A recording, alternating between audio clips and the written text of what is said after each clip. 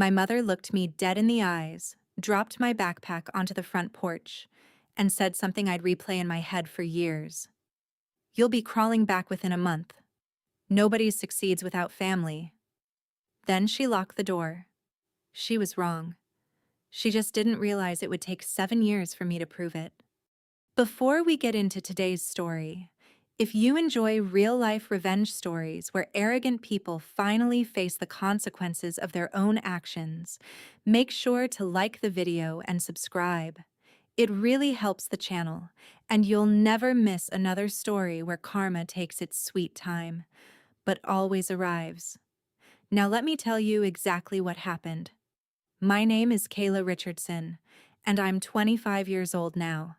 When people meet me today, they usually assume I've always had my life together. They see the nice apartment overlooking downtown. They see the company I built. They see someone who walks into meetings with confidence, speaks calmly under pressure, and somehow always seems to know exactly what she's doing. What they don't see is the 18-year-old girl standing barefoot on a cracked concrete porch with one backpack, $63 in cash, and a mother smiling because she genuinely believed she had just destroyed my future. Looking back, I realized that night didn't begin with the argument. It started years earlier. Growing up, our house looked normal from the outside. Two-story suburban home, freshly cut grass, American flag hanging by the garage. My mother, Denise Richardson, loved appearances more than almost anything. Our neighbors thought she was generous. Church friends called her inspiring. Relatives constantly praised how close our family was. Inside the house, it was a completely different world. Everything revolved around control. My mother decided what everyone wore. She decided which friends were acceptable. She read my text messages. She opened my mail. She even rearranged my bedroom while I was at school because she believed privacy created disrespect. Whenever I complained, she'd smile. "This is my house." That sentence ended every conversation. My father rarely disagreed with her, not because he always agreed, because arguing required energy he stopped having years before. He worked construction 12 hours a day. When he came home, he sat silently in his recliner, watched television, and disappeared into exhaustion. Sometimes I'd catch him looking at me with guilt. But guilt never changed anything. Then there was my older brother, Brandon. He was 3 years older than me. Growing up, Brandon could do absolutely no wrong. If he broke something, it was an accident. If I broke something, you need to learn responsibility. If Brandon got a C, school isn't for everyone. If I got an A-, you obviously weren't trying hard enough. At first, I thought all families were like this. Kids assume whatever happens at home is normal. It wasn't until high school that I started sleeping over at friends' houses. I'd watch their parents apologize when they made mistakes. I'd hear them ask their kids what they wanted for dinner. One night, my best friend's mother knocked before entering her bedroom. She knocked. I remember staring at the door afterward, wondering why something so small felt completely foreign. Meanwhile, every achievement I earned somehow became my family's accomplishment. Honor roll? She gets her brains from me, my mother told everyone. College scholarship interviews? I've sacrificed everything for this child. Whenever people complimented me, she'd somehow redirect the conversation back to herself. I became a trophy she displayed, not a daughter she loved. Things changed during my senior year of high school. I received a partial scholarship to a university almost 4 hours away. It wasn't a full ride. I'd still need student loans and a part-time job. But it was enough. Enough to escape. Enough to build something that belonged only to me. I was so excited I barely slept for days. I imagined tiny dorm rooms, late-night study sessions, meeting people who didn't already have an opinion about me, starting over. I made the mistake of telling my mother during dinner. She put her fork down very slowly. No, I actually laughed. I thought she was joking. No? No. I already accepted. You'll decline. My father kept eating. Brandon smirked without looking up from his phone. I felt something tighten inside my chest. I earned this. You earned nothing. Her voice stayed perfectly calm. Everything you have is because of this family. I got the scholarship. Because I raised you. I studied. Because I forced you to. Every sentence became another brick in a wall I couldn't climb. Finally, she leaned forward. You're staying here. I don't want to. She smiled. Want has nothing to do with it. That was the first time I realized she genuinely believed my life belonged to her. Over the next few months, the pressure intensified. She hid financial aid letters. She answered phone calls from the university and pretended to be me. She even told relatives I'd decided community college was the smarter choice. When I confronted her, she shrugged. I fixed your mistake. I secretly contacted the admissions office, explained everything, changed every password, updated every phone number. I thought I'd won. Then came graduation.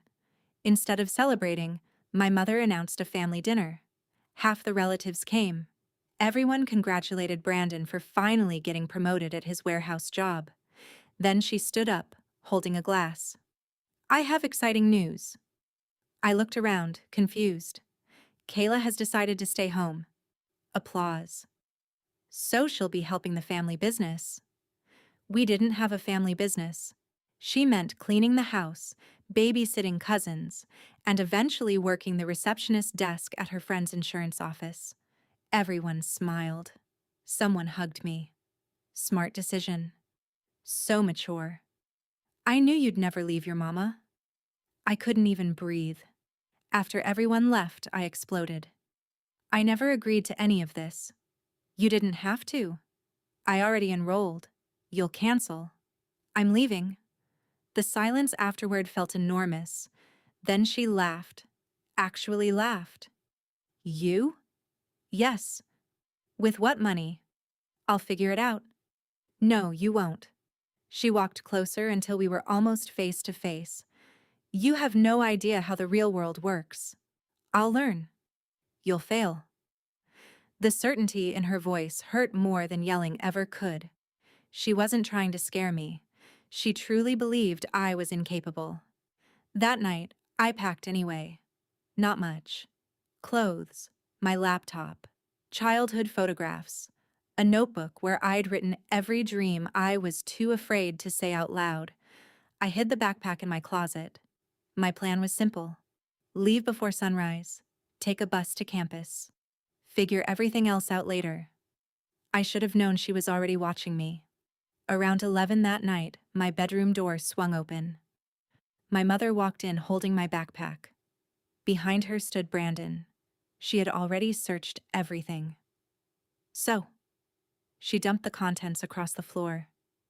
You really thought you'd sneak away? I said nothing. She picked up my notebook, flipped through every page, then started reading my private thoughts out loud. She laughed at my goals. She mocked my plans. Brandon joined in. Every sentence felt like someone peeling layers off my skin. Finally, she threw the notebook onto the floor. Pathetic. I bent down to pick it up. She stepped on it first. You think you're special. I just want my own life. You have one. No.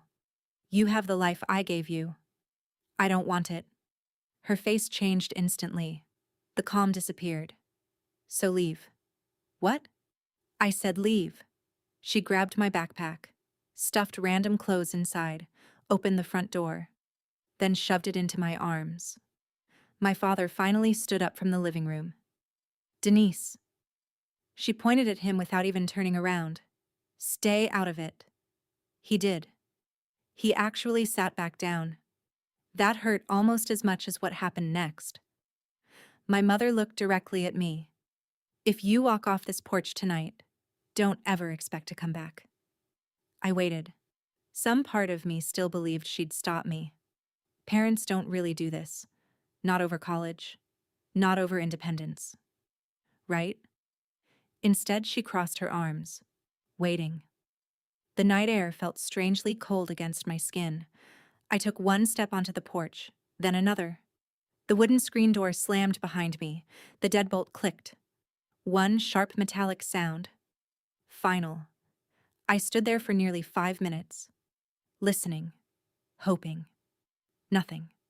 No footsteps, no apology, no father opening the door. Just silence. Then, through the window, I heard my mother say something that would follow me for years. She'll be back before the month's over. Brandon laughed. She won't last 2 weeks. I picked up my backpack, checked my wallet. $63. No car, no home, no plan. Only one promise burning inside my chest. They were going to regret underestimating me. I just didn't know how long it would take.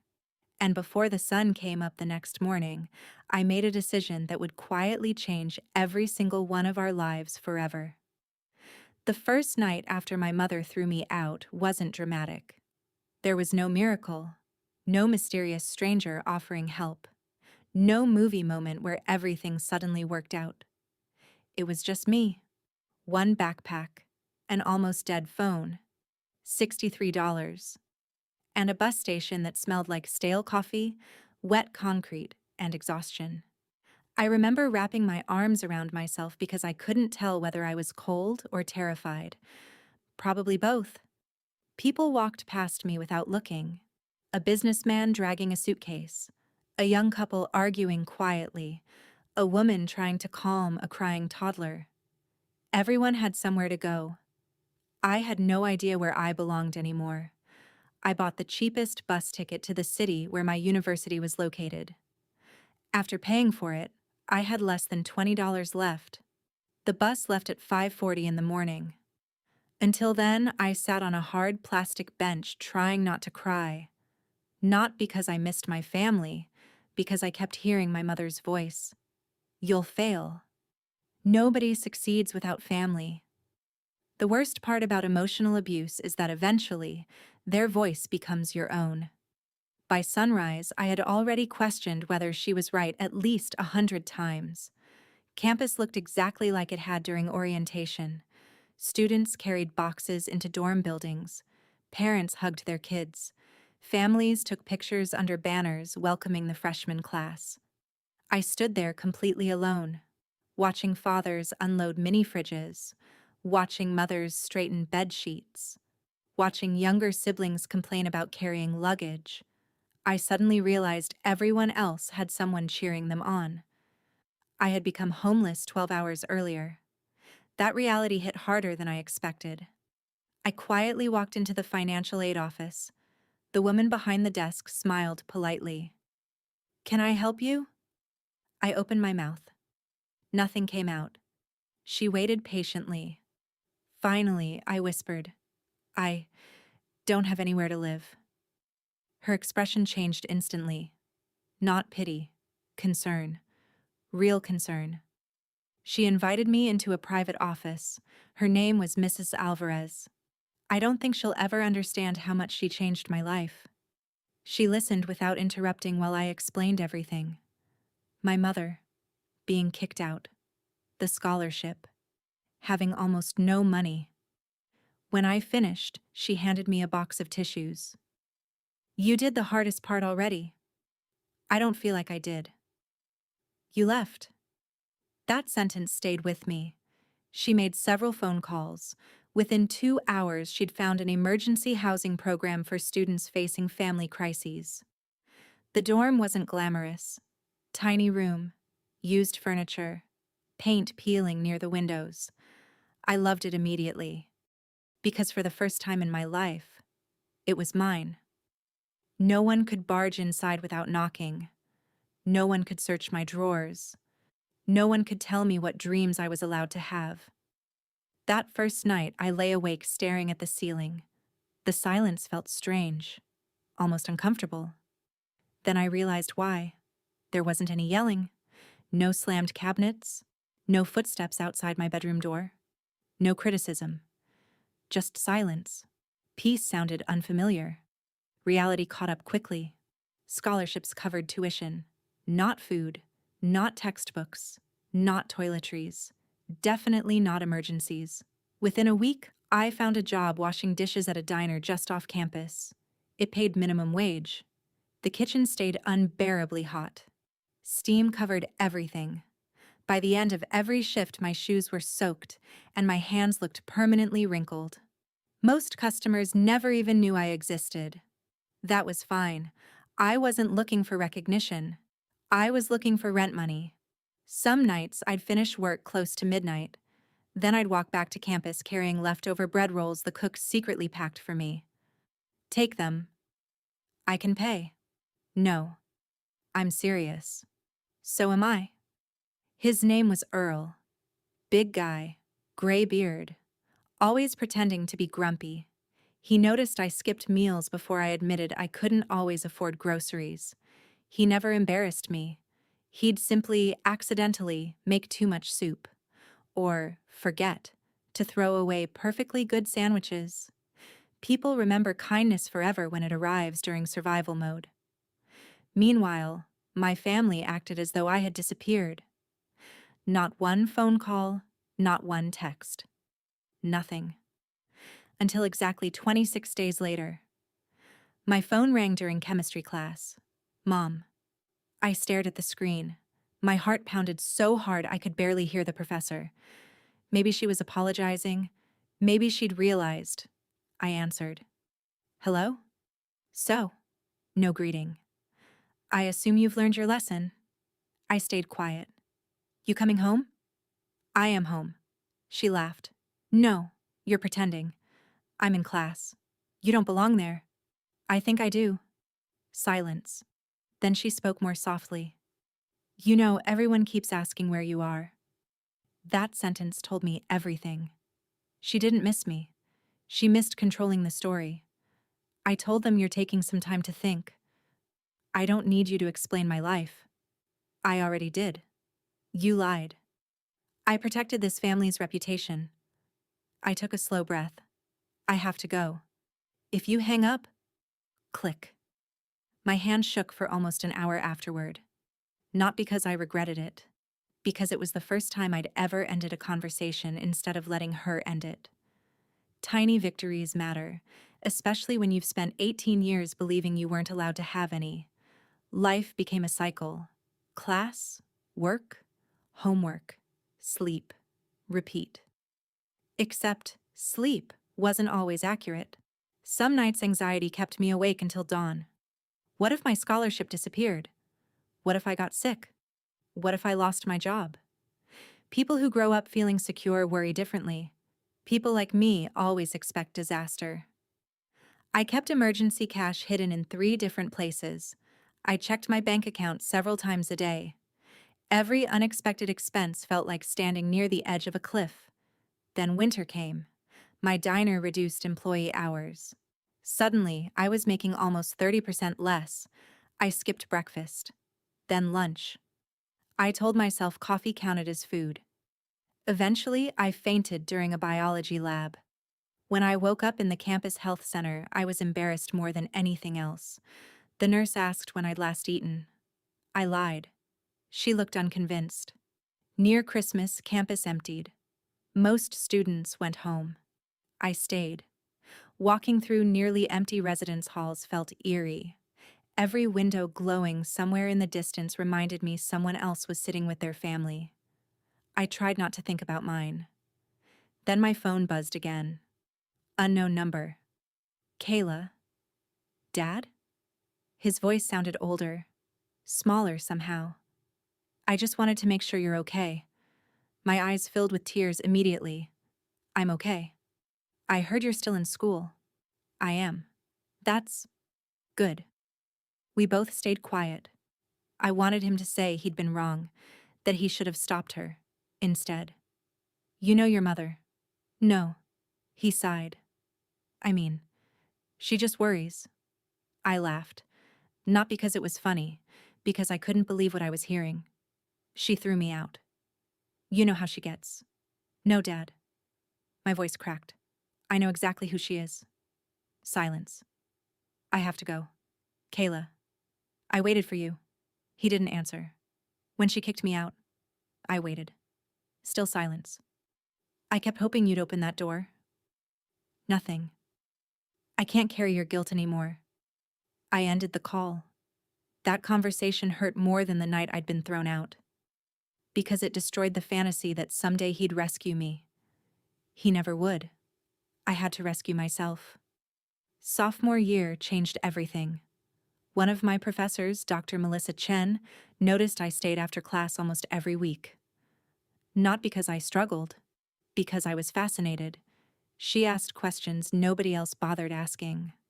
What do you actually enjoy solving? Nobody had ever asked me that, not once. She introduced me to data analytics, business strategy, market research.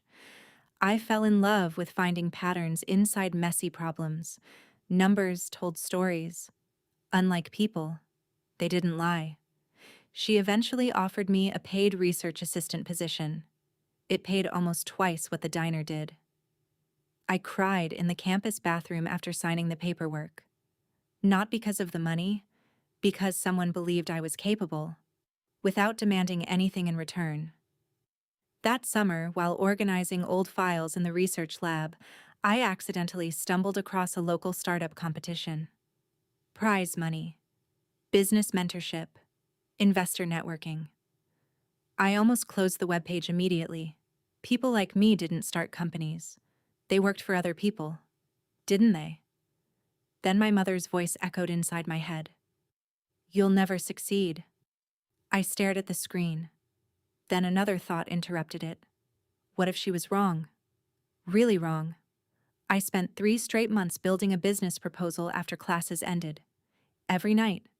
Every weekend. Every spare minute. The idea centered around helping small businesses understand customer data without hiring expensive consulting firms. Simple, affordable, practical. I submitted the application at 11:53 p.m., 7 minutes before the deadline. Then I forgot about it. Or at least I tried to. Weeks passed. Nothing.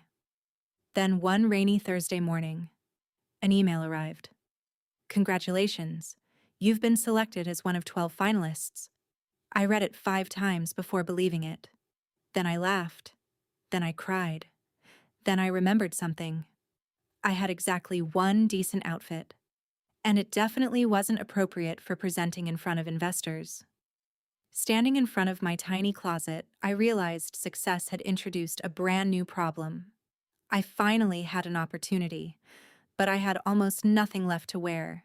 And I had absolutely no idea that accepting that invitation would eventually place me on a collision course with the very people who once laughed as they threw me away. I almost didn't go to the competition. That still sounds ridiculous when I say it out loud. People imagine that opportunities arrive with confidence attached to them. They don't.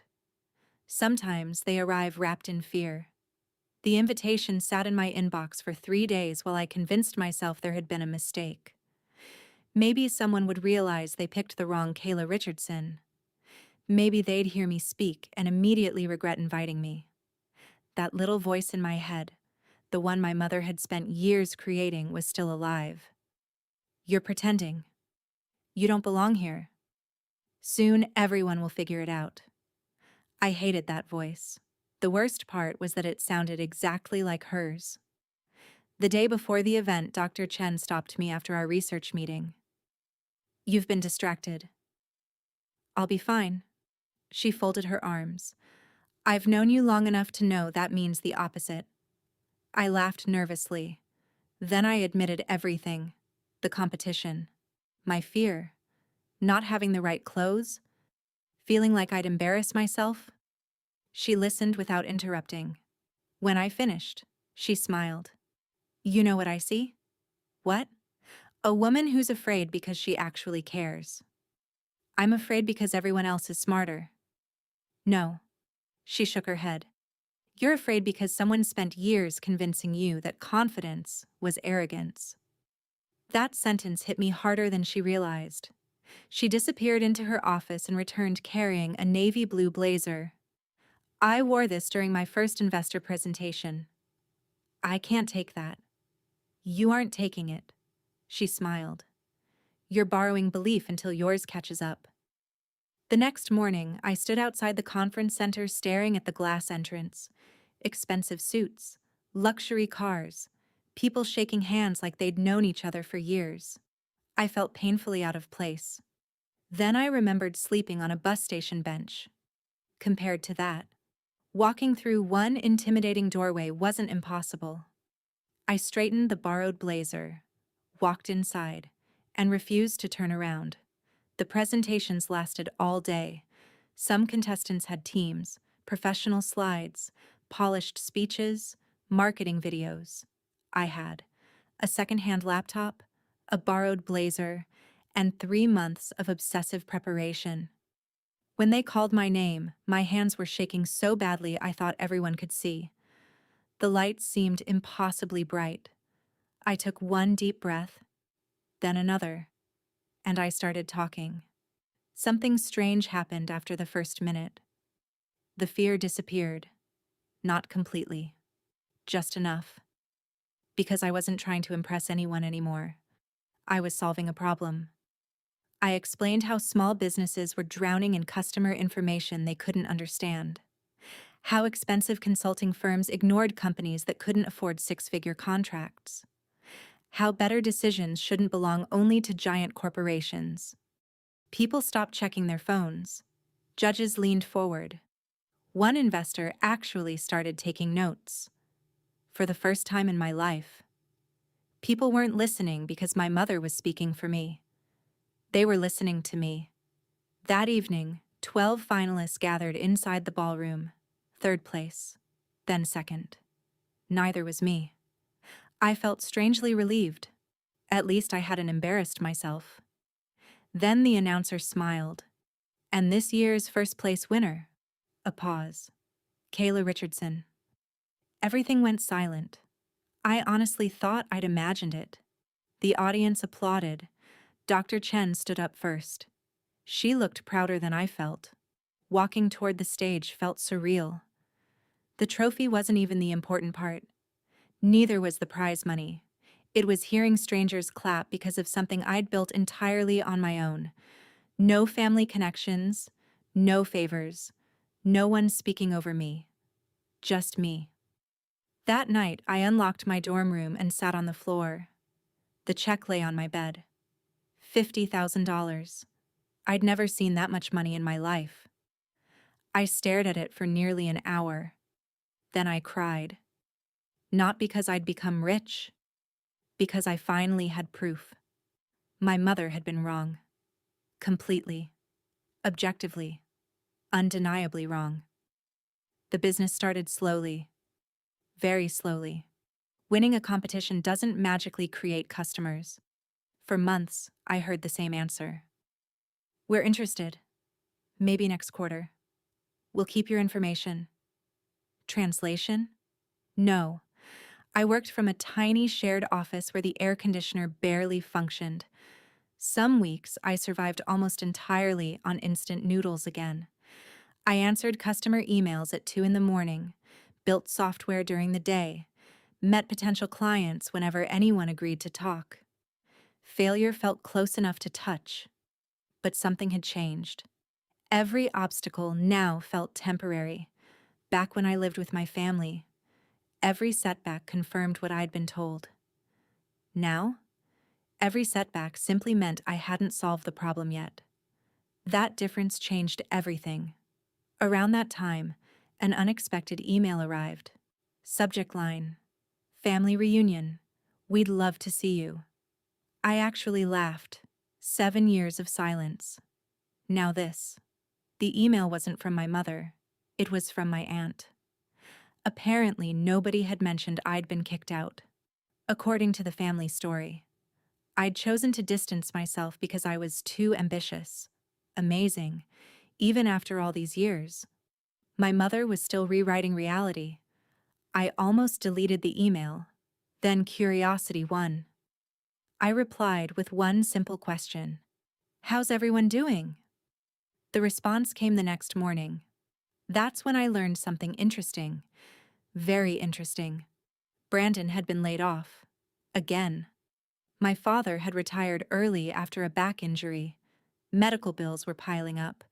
And my mother's real estate business had quietly collapsed. Housing prices had fallen. Several risky investments had failed. Apparently, she'd borrowed heavily believing the market would keep climbing forever. It hadn't. For the first time in my life, Denise Richardson wasn't in control. A week later, I looked them up online. Public records can tell fascinating stories: property liens, civil lawsuits, tax notices. Everything was there. One unpaid debt led to another. Creditors, missed payments, financial strain. The perfect image she'd spent decades building was cracking. I closed my laptop. For a moment, I felt guilty. Not because I wanted to help, because part of me enjoyed seeing it. I hated admitting that. Was I becoming like her? I spent several days wrestling with that question. Eventually, I realized something important. I hadn't caused any of this. Every bad decision belonged to her. Watching consequences unfold isn't cruelty. Sometimes, it's simply reality. Meanwhile, my own company finally caught a break. A regional retail chain signed our biggest contract yet. Then another. Referrals started arriving faster than we could answer emails. I hired my first employee, then my second.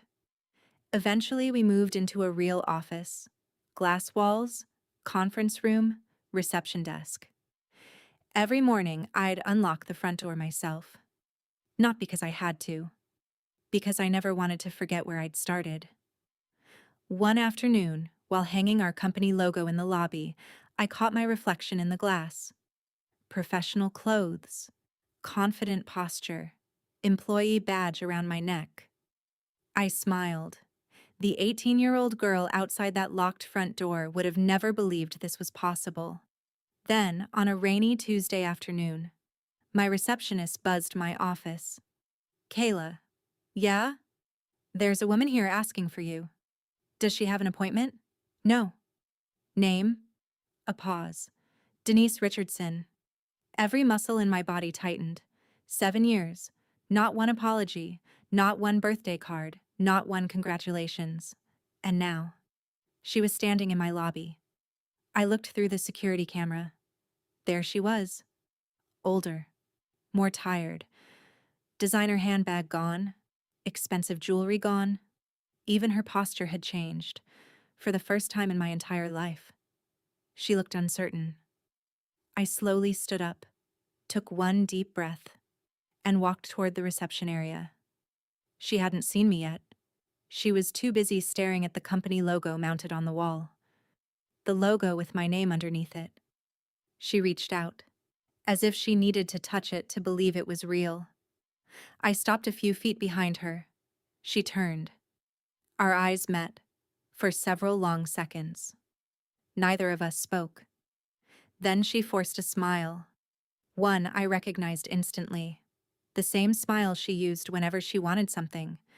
And in that moment, I knew exactly why she'd come. She wasn't here to apologize. She was here because she needed the daughter she'd once thrown away. For a few seconds, neither of us spoke. I simply looked at her.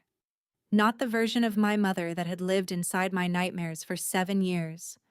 The real woman standing in front of me. Her hair had more gray than I remembered. The expensive handbags she used to collect were gone. The confident posture that used to fill every room had been replaced by restless hands that couldn't stop fidgeting. She looked smaller. Not physically, emotionally. Then she smiled. It was the same smile she'd used my entire childhood whenever she wanted to manipulate someone. Kayla. I nodded politely. Mom.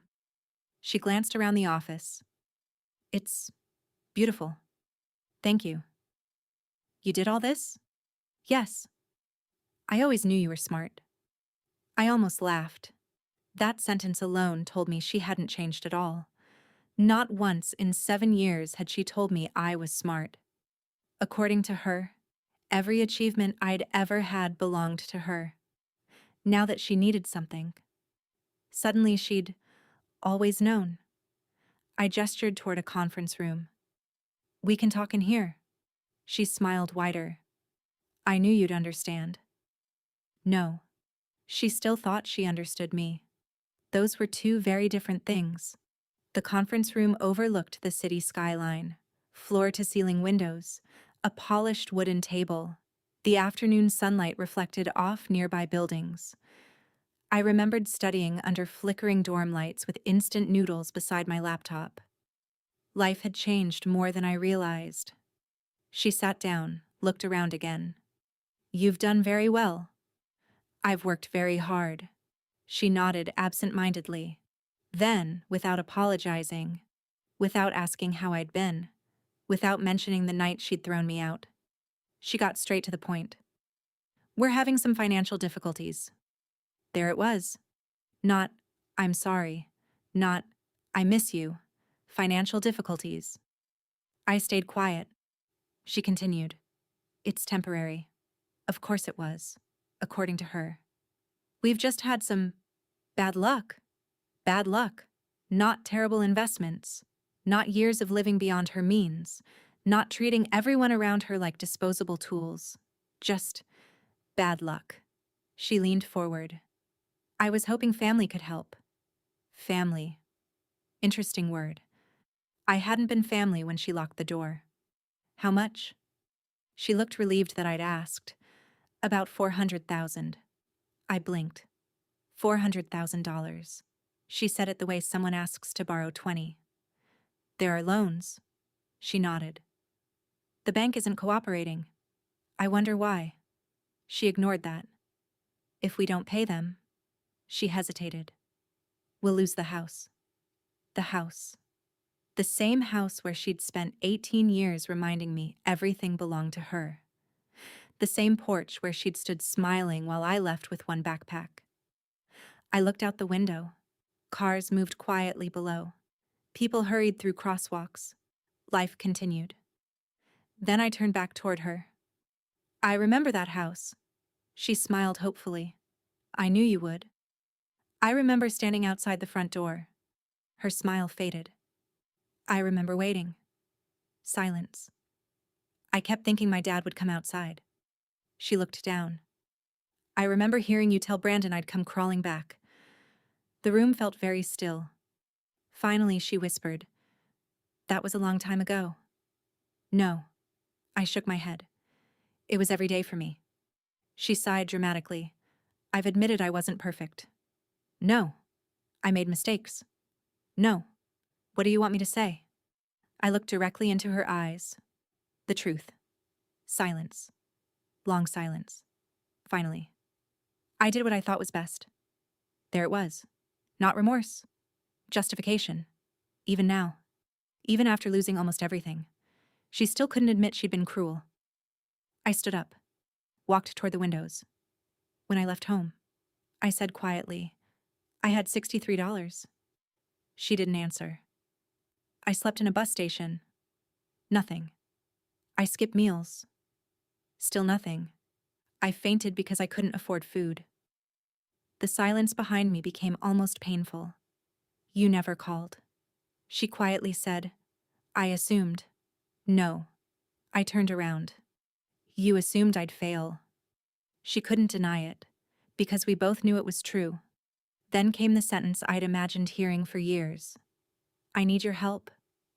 Not because she loved me, because she needed me. 7 years earlier, she'd believed I couldn't survive without her. Now she couldn't survive without me. The irony wasn't lost on either of us. I walked back to the table, sat down, folded my hands. "I can save the house." Her eyes widened. "I knew you would." "I can pay every debt." She smiled. Relief flooded across her face. She actually started crying. For a brief second, I wondered if she'd finally changed. Then she spoke again. "I'll tell everyone how proud I've always been." There it was. Again. The story wasn't about me, it was about protecting her image.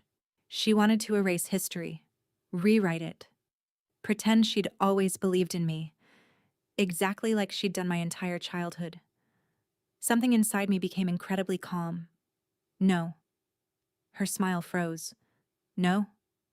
I'm not paying your debts. Confusion spread across her face. You just said... I said I could. I leaned forward. I didn't say I would. You'd let your own family lose everything? I couldn't help noticing the word family suddenly mattered again. Did family matter when I was 18? That's different. How? You were young. So? You had time. I stared at her. You honestly don't hear yourself. She looked frustrated now. You've become cold. No. I've become healthy. She tried another approach. What about your father? That hurt, because she knew exactly where to aim. I've thought about Dad. He misses you. He had 7 years. He was trying to keep peace. I smiled sadly. Peace for who? She didn't answer. Then she played her final card. If we lose the house. Her voice trembled. We'll have nowhere to go. I remembered another sentence, one I'd heard on a cold summer night. If you walk off this porch tonight, don't ever expect to come back. Funny how memories work. I looked at her gently. I know exactly how that feels. The color drained from her face. She finally understood. Not because I raised my voice, because I'd repeated her own lesson back to her. She stood abruptly. I never thought you'd be this vindictive. I smiled. I'm not. You are. If I were vindictive. I looked around the office. Security would have escorted you out before we ever spoke. She said nothing.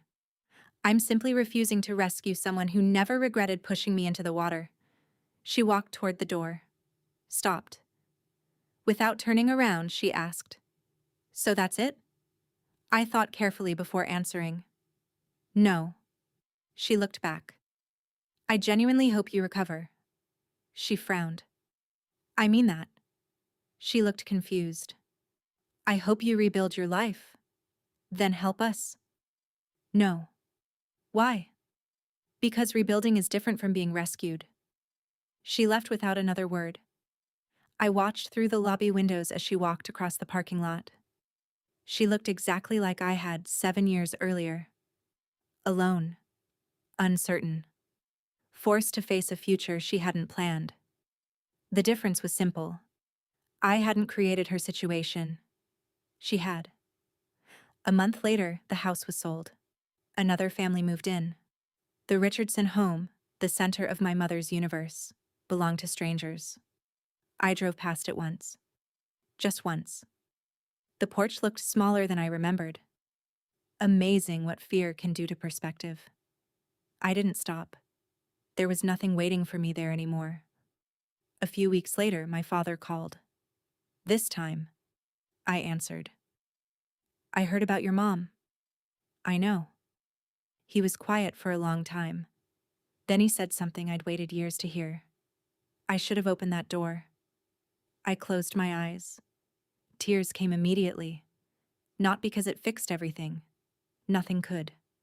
But because, finally, someone acknowledged the truth. I'm sorry.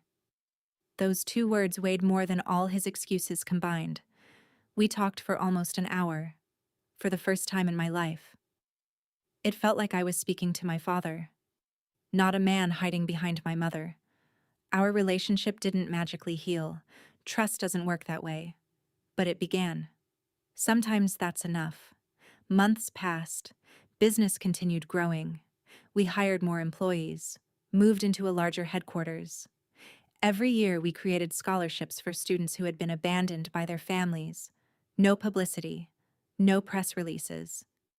Just quiet help. Because I knew exactly how lonely that first night felt. I couldn't save 18-year-old Kayla, but maybe I could make sure someone else never had to sit alone on a bus station bench wondering if they deserved to exist. People occasionally ask whether I regret refusing to save my mother's house. My answer always surprises them. No, not because I wanted revenge, because consequences matter. If I'd erased every result of her decisions, she would have learned nothing, neither would I.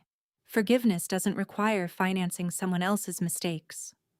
Love doesn't require sacrificing yourself for people who only remember your existence when they need something. Sometimes the healthiest sentence you'll ever say is simply, no. The greatest revenge wasn't becoming wealthier than my family. It wasn't owning a successful company.